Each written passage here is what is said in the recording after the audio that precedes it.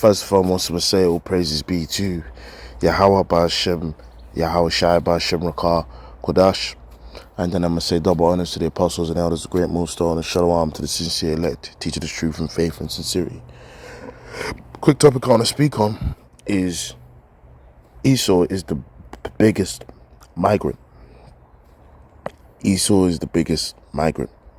And really the inspiration of this is just, of course, as we've seen it happening in many parts of the earth right now, even over here, man, in the UK or over there, up in Ireland at this present time, there's a lot of migrant controversy and tensions taking place. Even if we look at over there in South Africa, like at the moment, there's tensions taking place with local South Africans and migrants that have been kicked out of their country. Just this whole migrant crisis. And I wanted to just say, man, the so-called white man whose seed goes back to that, those that seed go back to that, Esau. Esau is the biggest migrant, bro. Esau is the biggest migrant. And routinely, because of their PR and internet and TV, they might paint the picture that, certain people from other backgrounds are the biggest migrants. And I just wanted to just get into a bit of information. So what I did was I asked ChatGPT, taking into account history and colonization, what race of people are the biggest migrant and why? And of course, ChatGPT, which brothers call artificial idumia. First, he tried to dodge the question and, dodge things and shit. But eventually, even it had to, admit. It says, there is not really a single race that is the biggest migrant, which is an absolute lie. Because, look, Esau as a nation, their land as we know it is really, the land of East Edom, Mount Seir and all that, right? But let's just say, even though we know that Europe as a whole, right, Europe period isn't their land, right? Let's just say, let's just exclude Europe, right? Of course, we know Europe as a land mass isn't theirs, right? That's not their inheritance that they was given in the scriptures yet. But let's just say, excluding Europe, right? Let's go from the time they was in Europe, right? And think about basically everywhere else. These people have migrated to force themselves upon many lands upon the earth, whereby people's minds slip and forget that they migrated there. The first example I thought came to mind is, let's say we take Australia, man, as a whole. If you look at Australia, man, bro, people slip there. It's almost slipped people's mind that those Aborigines that's there, that they was there before Esau got there. And now, you got a lot of tension happening there where they've, pushed them people into a corner and beating them down and taking their land. But people forget, if you think about Australia now, people think about, hey, mate, a tall Edomite male, who just there, punching a kangaroo in the face with boxing gloves and shit. But no one actually really, the first thought of people's mind isn't, the natives of that land in terms of people who was there before Esau got there. Okay, now let's now take into account, let's say North America. Babylon the Great. The tribes, right? Gad, Reuben, All of the 10 tribes. The scripture, speaks about going to another land where never mankind dwelt. But let's just say North America, right? If you think about, America now, the face of America is, dudes like Trump, like a T-bone steak, just, root beer, just a big ass American Edomite male. When it's like, hold on, the true people that was there before you got there, was obviously these tribes.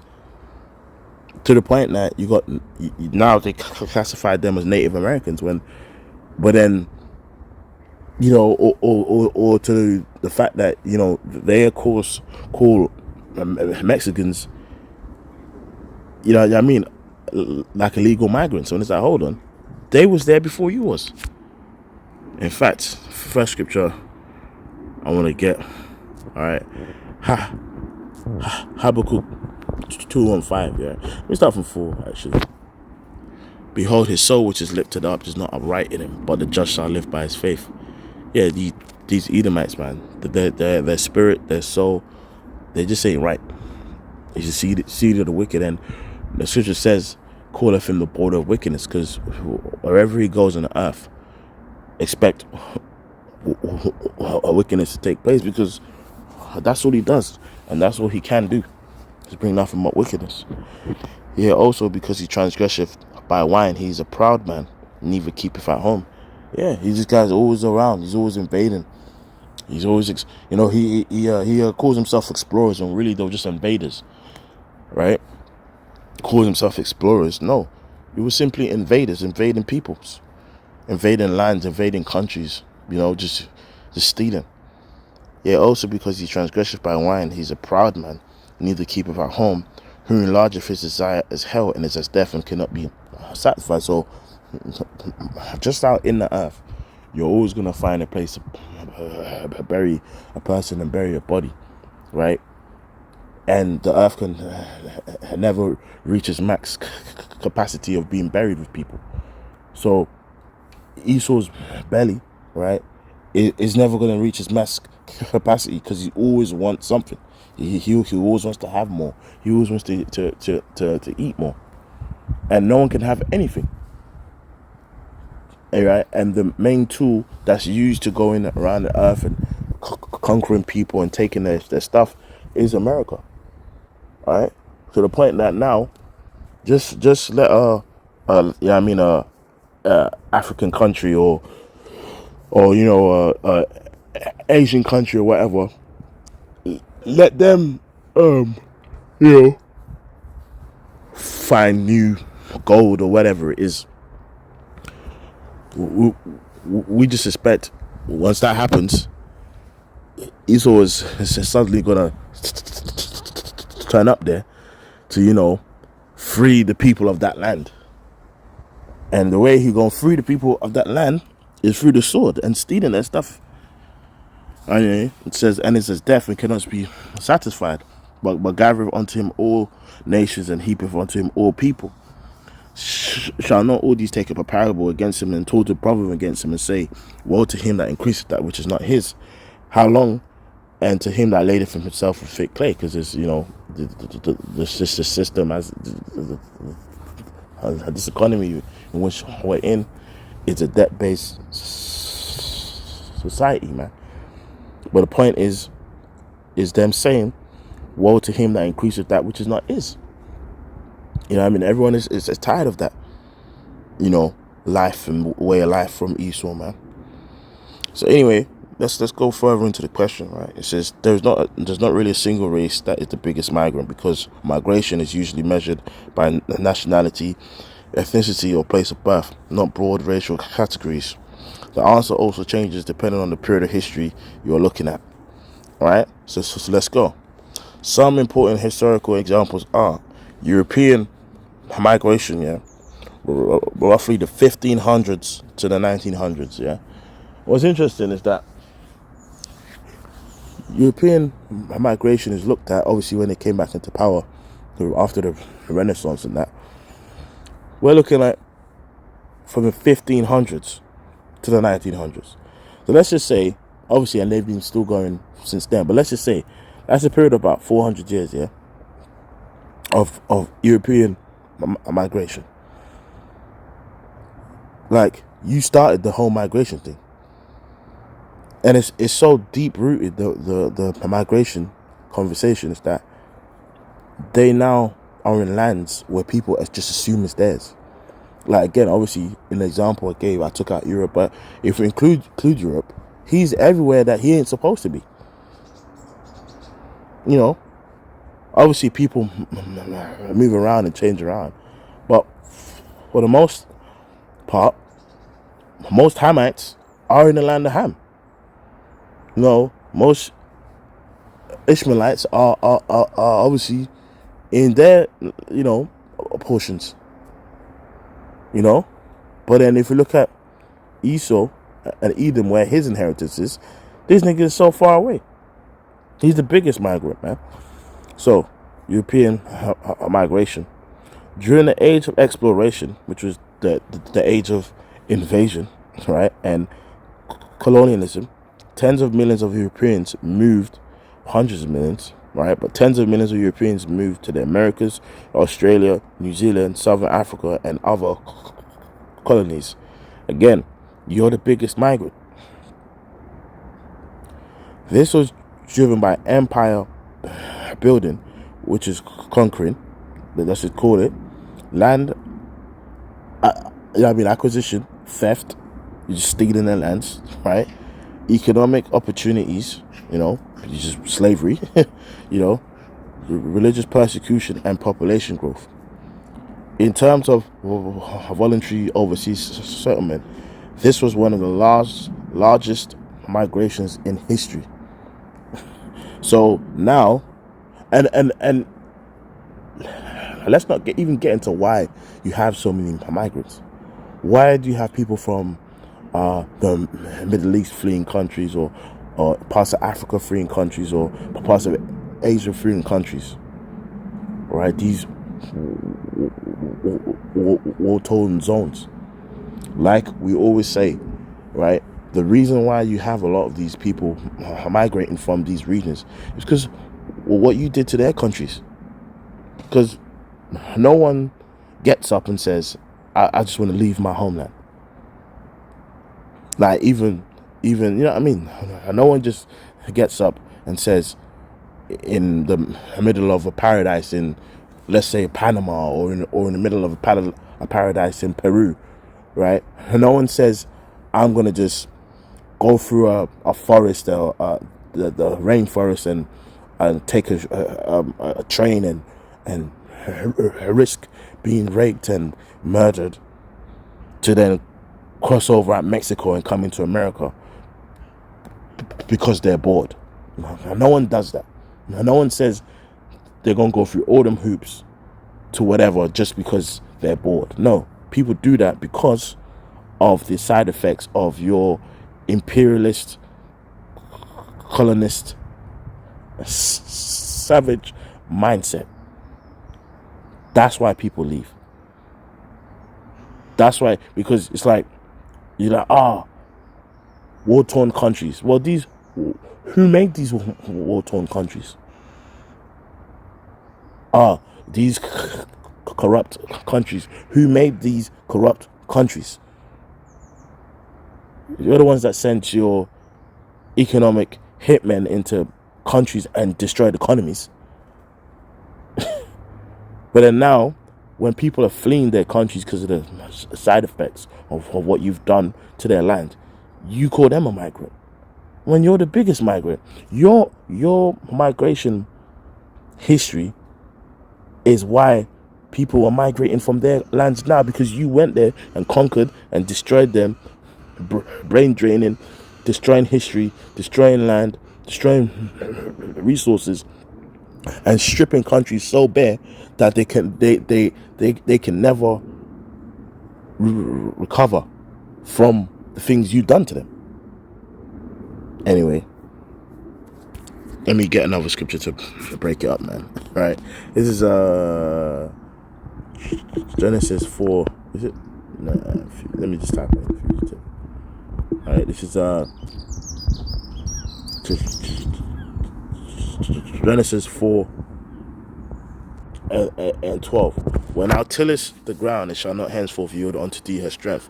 A fugitive and a vagabond shall thou be in the earth. And Esau is a traveling fugitive, man. He's everywhere he shouldn't be. And everywhere he goes, right? Right? He's fleeing, you know what I mean? Like, he's always on the move, man. He's always on the run. He can't be trusted anywhere he goes because he's a fugitive. And guess what? The Lord has a bounty on you, man. See? Esau, Edom, the Lord has a bounty on your ass. Because of what you do. Because of what you've done. Right? It says, between the 16th and 19th centuries, around 12 million Africans were forcibly transported across the Atlantic. And it wasn't 12 million, it was loads more. But again, who caused it? Esau.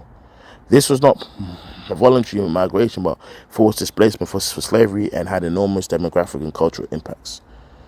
Modern migration. Today, the largest diaspora by country of origin, generally considered people from India, with tens of millions living abroad. And again, if we go into the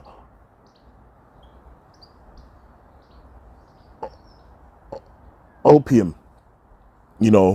wars and what was happening in China, and how that even affected people up in India, there's a reason why people leave. Remember, who wants to leave home, man? You know what I mean? As a person, as a man, right? If you can make money and wealth and establish your family comfortably in your homeland and give them the life that you would like to give them in your homeland, 9 times out of 10, that's exactly where you're gonna do it. No one wants to, you know what I mean? Like me, my parents are from Ghana, of course, as we know, right? Our land is really just the land of Israel, but obviously through slavery, migration, Jake settled where they settled, right? But the point is, no one wants to just leave their place. If it wasn't for the tough conditions that Esau created back home, my mother and my parents would have never came to the UK, and then me being born here. You see? Anyway, today, other large migrant origin populations from countries such as Mexico and China and Russia, and it's like, let's just take Mexico, right? Let's just take Mexico. Like, they literally have the nerve to call Mexicans migrants when they cross the border into their own land that was originally theirs, that you stole. It says, why do large migrations happen? The main causes throughout history have been colonization and empire expansion, war and political instability, slavery and forced labor systems, economic opportunities and industrialization, religious or ethnic persecution, environmental pressures and famine. And guess what? Every single one of these things, right? Guess what? Every single one of these things was caused by Esau. Caused by Esau. It says environmental pressures and famine. If the question is specifically which people migrated because of colonization, historians would usually point to European populations whose settlement movements research much of the modern world. So you are the biggest migrant. Wow, that's a ladybird. But I just seen a ladybird for the first time in like 15 years, man. That was beautiful, man. Anyway, If the question is which people are the largest global diaspora today, which I didn't ask that, the answer is generally people originating from India. So I said, if you had to pick one, if I had to pick one group based on overall impact of history, colonization, I would say Europeans, particularly from countries such as United Kingdom. So here it is. These Baconites. Oh yeah, get our country, and all that. When you're the biggest man, Spain, Edomites, Portugal, obviously Edomites, obviously Jake scattered there, but face value. France, Edomites, Jake scattered there, but face value. And later, Italy and Germany, all Edomites, face value. Obviously Jake is scattered there. The reasons are, from the 15th to the 20th centuries, European colonization expansion led to the settlement of millions of people across the Americas, right? The Puritans, right? The founding fathers, the this, the that. Edomites, Australia, Edomites, New Zealand, Edomites, parts of Africa and Asia, yeah, and even that, the south part of Africa, with the Dutch Edomites, that's still there, These migrations were often supported and encouraged by colonial governments and empires. The descendants of these migrants now make up large portions of the populations of countries such as the United States, Canada, Australia, and New Zealand. However, if the focus is forced migration, then the largest demographic example is the forced transportation of millions of Africans, which are Israelites, during the transatlantic slave trade. And if the focus is present-day international migration, people originating from India have the world's largest diaspora. And why Indians live in India? Because the conditions created in India by the Edomites. So if constrained to a single answer that takes history and colonization into account, Europeans would be the strongest choice because colonial expansion produced one of the largest and most geographically widespread migration movements in human history. So you are the biggest migrant. You can imagine that. By definition, the biggest migrant is Europeans. You know what I'm saying? But, Esau is a deaf adder, man. He ain't trying to hear shit. You can't tell him nothing. You cut Esau a million times and show him the facts, and he's still gonna pretend like you didn't just cut him. That's Esau for you. That's Esau for you, man. This is Ecclesiasticus 12 and 10. It says, never trust thine enemy, for like as iron rusteth, so is wickedness. Though he humble himself and go crouching, yet take good heed of him, and beware of him. And thou shalt be unto him as thou hast wiped the looking glass. And thou shalt know that his rust have not all been altogether wiped away. Set him not by thee, lest when he have overthrown thee, he stand up in thy place. And that's what he did. He appeared to come to these lands in peace, and then he will overthrow the population of that land, and then he will start calling himself, the indigenous people of that land. Here is you got fucking actual blooded Edomites that will look you dead in the eye and say that they are Native American. I'm 1/19th Cherokee. When if you go into the family history of what probably happened, they are probably it was most likely Edomite men that intermarried with natives in order to claim land. If we look at the movie Killers of the Flowers of the Moon, right, when it touches on the history of the Osage Nation, it touches on the fact that Esau was systematically marrying in with their women, killing their men, and the women, having kids with them, and taking out insurance policies and making sure they're in their will so that when they die, they claim their resources. That's what was going on. Right? Set him not by thee, lest when he have overthrown thee, he stand up in thy place, neither set him at thy right hand, lest he seek to take thy seat, and thou remember my words and be pricked therewith. Who will pity a charmer that's bitten with a serpent? And the biggest serpent, this is the serpentile, the seed of the serpent. I'm joking, but the most serpent-like people, right, are these Edomites, so-called people who call themselves white, that go back to the seed of Esau, or any such as come nigh wild beasts. So one that will go to a sinner and defile with him sins, he will pity. Right? For a while he will abide with thee.